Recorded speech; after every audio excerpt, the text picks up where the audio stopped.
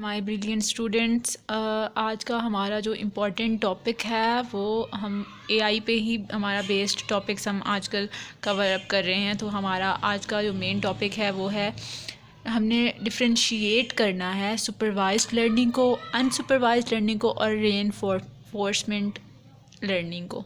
सही है। अब ये सारी चीज़ें जो होती हैं ना, ये तीन चीज़ें ये हमारी एआई के अंदर यूज़ होती हैं। ठीक है। एआई पे जो हमारी मशीन्स वर्क कर रही हैं वो ये सुपरवाइज्ड लर्निंग डाटा पे वर्क कर रही होती हैं, कोई अनसुपरवाइज्ड होती है, कोई रेनफोर्समेंट होती है। अब हम ये डिफरेंशिएट करेंगे कि भाई ये चीज़ें होती क्या हैं। सही है। जो सुपरवाइज्ड लर्निंग होती है ना, ये ट्रेनिंग डाटा होता है।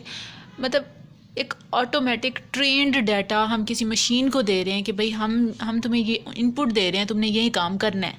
सही है। अब मशीन को हम जो चीज़ देंगे ना, हमने उसको दे दी कि भाई तुमने अगर 2 इंटर करना है ना, 2+1 तुमने इंटर करना है, ये तुम्हारा इनपुट है। सही है। तो हमें पता है कि 2+1 क्या आता है, 3 आता है। तो हमें इसमें जो सुपरवाइज लर्निंग होती है ना, इसमें हमें इनपुट भी हमें इसका मतलब है हमें सारी चीज़ें पता है, इनपुट भी पता है और आउटपुट भी पता है। जैसे ये ट्रेनिंग डाटा है ना, उसमें हमें इनपुट भी पता है और आउटपुट भी पता है। सही है। जब भी हमें इनपुट और आउटपुट दोनों पता, जो हमारा आंसर होगा वो क्लासिफिकेशन में आ जाएगा। सही, क्लासीफाई हो जाएगा इसमें। अब जब हमें पता है कि भाई इनपुट क्या है, आउटपुट क्या है, इसमें क्लासिफिकेशन भी हो जाएगी। तो हम इसमें ना बहुत सारे एल्गोरिथम यूज़ करते हैं। ठीक है।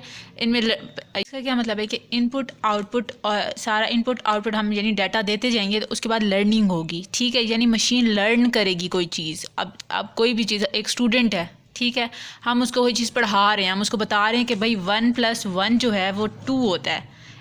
इसका क्या मतलब है, हम उसको लर्न करवा रहे हैं, उसको बता रहे हैं कि जब हम एडिशन करते हैं 1+1 का जो आंसर होगा वो हमेशा 2 ही होगा। हम ये उसको पढ़ाना चाह रहे हैं, मशीन को ट्रेन करना चाह रहे हैं, इसका ये मतलब है।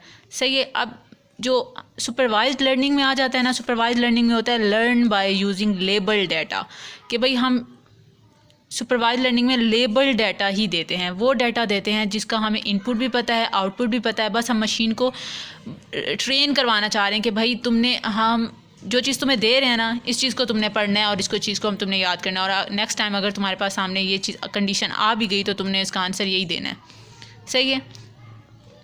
ये बात है। यानी लकीर का फ़कीर हमने मशीन को करवाना है कि भाई तुमने अगर तुम्हारे पास 1+2 आ ही जाता है, अगर कोई तुमसे पूछ लेता है तो इसका मतलब 3 ही होता है, तुमने हमेशा यही देना है। ये सुपरवाइज लर्निंग में आ जाता है। सॉरी, मैंने मजाक कर दी, इसमें ऐसी कोई बात नहीं है। अच्छा नहीं, अब हम नेक्स्ट हमारे पे आता है अनसुपरवाइज लर्निंग। अब अनसुपरवाइज लर्निंग क्या होता है? अनसुपरवाइज लर्निंग में हमें ये होता है कि हम सिर्फ इनपुट ही देते हैं, हमें आंसर का नहीं पता कि आंसर क्या होगा। सही है। हम सिर्फ इनपुट देंगे, हमने एक मशीन है, हमने उसको इनपुट दे दी। सही, हमें नहीं पता कि इसका आंसर क्या होगा। ठीक है। उसके बाद जब हम मशीन को इनपुट देंगे तो वो उसके बारे में सर्च करेगी, उसके बारे में सोचेगी। सही है। अब इसमें हमारा आउटपुट का कोई लेन देन नहीं है, हमारे पास ये अनलेबल डाटा होता है। भाई हमें पता ही नहीं है कि ये डाटा मतलब कैसा है, कुछ भी नहीं। ठीक है। उसके बाद जब मशीन किसी नतीजे पर पहुंचेगी, वो जो बनाएगी वो क्लस्टर बनाएगी, यानी ठीक है। और उस पर जो एल्गोरिथम यूज़ होते हैं वो के मीन होते हैं। ठीक है। ये यूज़ होता है। उसके बाद अब यहाँ पे हम देख लेते हैं अनसुपरवाइज्ड लर्निंग जो होती है ना, वो होती है training data using unlabelled data without any guidance. मतलब ये होता है कि भाई जो लेबल डाटा होता है ना, मतलब ट्रेंड जो होती है ना, इनपुट तो हम देते हैं भाई उसको, लेकिन जो ये होता है कि अनलेबल डाटा को यूज़ करता है कि उसे पता ही नहीं कि भाई इसके साथ करना क्या है। अब आगे बस एक इनपुट दे दी, उसके बाद पता ही नहीं कि भाई होना क्या है, करना क्या है। ठीक है। तो यही चीज़ होती है, ये आती है अनसुपरवाइज्ड लर्निंग में। सही है। अब उसके बाद हमारे पास थर्ड जो होता है वो होता है रेनफोर्समेंट। सही है। इसमें ये होता है रिवॉर्ड्स और पॉलिसी पर डिपेंड करता है। अब देखो कैसे, एक एजेंट है, ठीक है, एक एजेंट है, उसने एक्शन परफॉर्म किया, मतलब उसी इन्वायरमेंट में उसने एक एक्शन परफॉर्म किया। सही है। उस एक्शन के नतीजे में जो उसको मिला, यानी स्टेट में उसको मिला, रिवॉर्ड मिला या जो कुछ भी मिला, तो वो स्टेट चेंज हो गई। अब वो इसी चीज़ से सीखेगा। यानी रेनफोर्समेंट में ये होता है कि हमने उसको कोई भी इनपुट ही नहीं देनी, हमने कोई इनपुट या आउटपुट कुछ भी नहीं देना। भाई मशीन को हमने छोड़ दिया है, भाई तू खुद देख, तुम खुद देखो और तुम खुद समझो कि भाई इसमें क्या चीज़ आ रही है, तुम खुद मतलब करो, ऑब्ज़र्व करो सारी चीज़ें, एक्सपेरिमेंट खुद ही करो, ठीक है।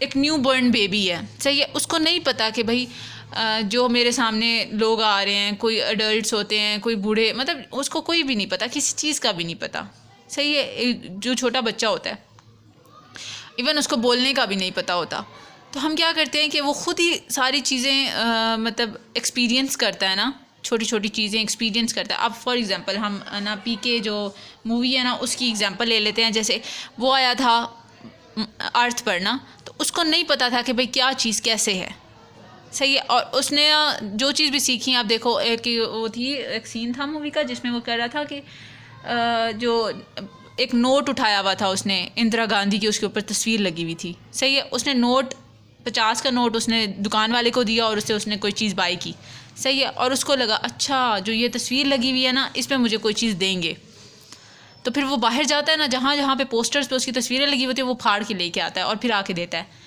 ठीक है। फिर उसको वो चीज़ नहीं देते, फिर वो समझता है कि अच्छा इस नोट पे जो तस्वीर है ना, अच्छा इस नोट पे ही मुझे चीज़ें मिल सकती हैं, बाकी तस्वीर जो ये तस्वीर अगर बाहर और मतलब किसी भी लेबल वगैरह पे या किसी कागज़ पे बनी होगी तो मुझे कुछ नहीं दिया जाएगा। अब उसे ये चीज़ बात समझ आ गई ना, तो यही चीज़ होती है कि मशीन खुद ब खुद ही लर्न करती है, उसे इनपुट आउटपुट किसी चीज़ का भी नहीं पता होता, सही है। अब reinforcement, work on the interacting with the environment, कि भाई उसे खुद ही काम करना है इन्वायरमेंट पे, खुद इंटरेक्ट करना है इन्वायरमेंट के साथ, उसे खुद देखना है कि भाई क्या चीज़ कैसे होगी। अब टाइप्स हमारे पास कौन सी आ जाती हैं भाई? सुपरवाइज में हम लेबल डाटा यूज़ करते हैं और अनसुपरवाइज में अनलेबल्ड यूज़ करते हैं, और रीइंफोर्समेंट में हम नॉन प्री डिफाइंड, मतलब हमें पता ही नहीं कि कौन सा डाटा है, क्या है, कुछ है, सही है, हमें पता ही नहीं बिल्कुल। प्रॉब्लम्स जो हमारे पास आती हैं, रिग्रेशन एंड क्लासिफिकेशन। अब हमारे पास जो अनसुपरवाइज्ड में जो सब प्रॉब्लम्स आती हैं वो रिग्रेशन और क्लासिफिकेशंस की आती हैं, और अनसुपरवाइज में जो आती हैं एसोसिएशन एंड क्लस्टरिंग की आती है। भाई एसोसिएशन कैसे करना है, क्लस्टर कैसे बनाने हैं, ये अनलेबल्ड में आता है, और एक्सप्लोरेशन में आता है, यानी एक्सप्लोर करना होता है सारी चीज़ें। ये प्रॉब्लम आ जाती है हमारी सबसे ज़्यादा। उसके बाद जो एल्गोरिदम हम यूज़ करते हैं ना, इसके अंदर सुपरवाइज लर्निंग है, उन्हें लीनियर रिग्रेशन, एसवीएम की मैं वीडियो ऑलरेडी डाल चुकी हूँ, अगर आपको कोई भी मसला इस चीज़ में आए तो आप देख सकते हैं। लॉजिस्टिक्स रिग्रेशन और के एन एन पे भी मैंने टॉपिक ये कवर किया हुआ है, उसकी भी वीडियो आपको मिल जाएगी मेरे चैनल पे। और उसके बाद के मी, और जो अनसुपरवाइज में आता है ना वो उसमें हम के मीन, सी मीन, ये सारी चीज़ें, और जो रीइंफोर्समेंट में उसमें क्यू लर्निंग वगैरह हम यूज़ करते हैं, सही है। अब एम क्या है, मतलब हम यूज़ ही क्यों करते हैं अनसुपरवाइज जो डाटा होता है और सुपरवाइज्ड और रीइंफोर्समेंट। अब जो एम है हमारा सबसे ज़्यादा बड़ा, वो है कैलकुलेट आउटकम। भाई हमने आंसर कैलकुलेट करना है आउटकम को।